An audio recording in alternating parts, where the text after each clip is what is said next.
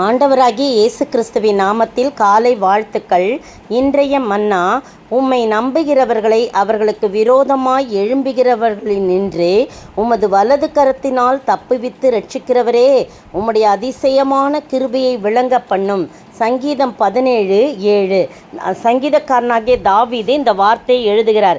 என்ன எழுதுறான்னா, யார் உம்மை நம்புகிறாங்களோ அவங்களுக்கு விரோதமாக யார் எழும்பினாலும் அவங்களும் உம்முடைய வலது கரத்தினால தப்புவித்து ரட்சிக்கிறவரே. யார் நம்புகிறாங்களோ அவங்கள என்ன பண்ணுறாராம், சத்துருக்களின் கையிலிருந்து, விரோதமாக எழும்பின் கையிலிருந்து வலது கரத்தினாலே தப்புவித்து ரட்சிக்கிறவரே அப்படின்னு ஒரு அடைமொழி கொடுத்து தான் உம்முடைய அதிசயமான கிருபையை நான் விளங்க பண்ணுவேன். இப்படிலாம் செஞ்சீங்க, என்னுடைய வாழ்க்கையிலும் கூட இப்படி செஞ்சீங்களே ஆண்டவரே அப்படின்னு சொல்லிட்டு பொதுவாக மற்றவங்கள வச்சு சொல்லாலும் தனக்காக தான் அவர் சொல்கிறார். தன்னை அவர் நம்பினபடினால, ஆண்டவர் அவர் நம்பியே இருந்தபடினால சத்து விரோதமாக எழும்பி கையிலிருந்து அவரது வலது கரத்தினால் தப்புவித்து ரட்சித்தார். அதனால தான் இந்த அடைமொழியை கொடுக்குறார். உமது வலது கரத்தினால் தப்புவித்து ரட்சிக்கிறவரே, உம்முடைய அதிசயமான கிருபையை விளங்க பண்ணோம், கண்மணியை போல என்னை காத்தருளும் அப்படின்னு சொல்கிறத நம்ம பார்க்குறோம். பாருங்கள், அதுக்கு முந்தின வசனம் 6ஆம் வசனம், தேவனே, நான் உம்மை நோக்கி கெஞ்சுகிறேன், எனக்கு செவி கொடுக்கிறீர், என்னிடத்தில் உம்முடைய செவியை சாய்த்து என் வார்த்தையை கேளும் அப்படின்னு சொல்கிறத நம்ம பார்க்குறோம். எத்தனை அருமையான ஆண்டவர் நம்முடைய ஆண்டவர். சங்கீதம் 5:11 பார்த்தீங்கன்னா, எந்த ஒரு மனிதன் கர்த்தரை நம்புகிறானோ அவனை சந்தோஷித்து, உம்மை நம்புகிறவர்கள் யாவரும் சந்தோஷித்து என்னாலும் கெம்பீரிப்பார்களாக, அவர்களை காப்பாற்றுவீர், உம்முடைய நாமத்தை நேசிக்கிறவர்கள் உம்மில் களி கூறுவார்களாக அப்படின்னு போடப்பட்டிருக்கு. அப்போது கர்த்தரை நம்பும்போது அவர் வலது கரத்தினால் தப்புவித்து ரட்சித்த அந்த அதிசயமான கிருபையை நான் என்ன பண்ணுவேன், விளங்க பண்ணுவேன் அப்படின்னு சொல்கிறார். இன்னும் என்ன கிருபையாம், அவர் நம்புகிறவர்களுக்கு அவர் கேடகமாக இருக்கிறேன் அப்படின்னு சங்கீதம் 18:5 2 சாமுவேல் 22:31 சொல்லப்பட்டிருக்கு. எந்த ஒரு மனிதன் கர்த்தரை நம்புகிறானோ அவனை என்ன பண்ணுறாரு, விரோதமாக எழும்பியவர்கள் கையிலிருந்து தமது வலது கரத்தினாலே தப்புவித்து ரட்சிக்கிறவரே,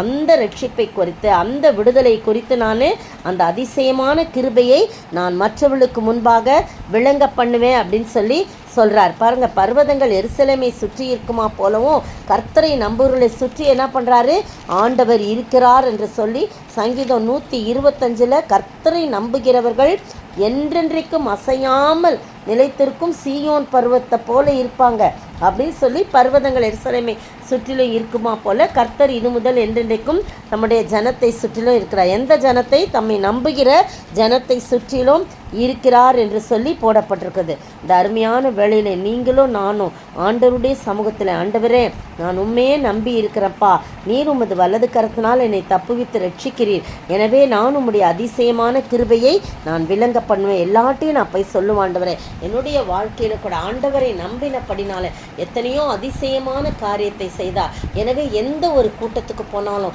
எந்த ஒரு ஆண்டவருடைய செய்தியை சொல்ல போனாலும், ஆண்டவர் செய்த அந்த மகத்தான அதிசயமான காரியங்களை சொல்லாமல் இருந்ததில்லை. கட்டாயம் அவருக்கு மகிமையுள்ள சாட்சியை, அவருடைய அதிசயமான கிருபைகளை, என்னுடைய வாழ்க்கையில் நடந்த ஒவ்வொரு கட்டத்தில் நடந்த சாட்சிகளை, அதிசயத்தை நான் விளங்க பண்ணுவேன். அதுபோல் நம்ம ஒவ்வொருத்தரும் அவரவர்கள் வயதுக்கேற்ப எத்தனையோ அதிசயமான காரியங்கள் நம்முடைய வாழ்க்கையில் செய்தார் அல்லவா.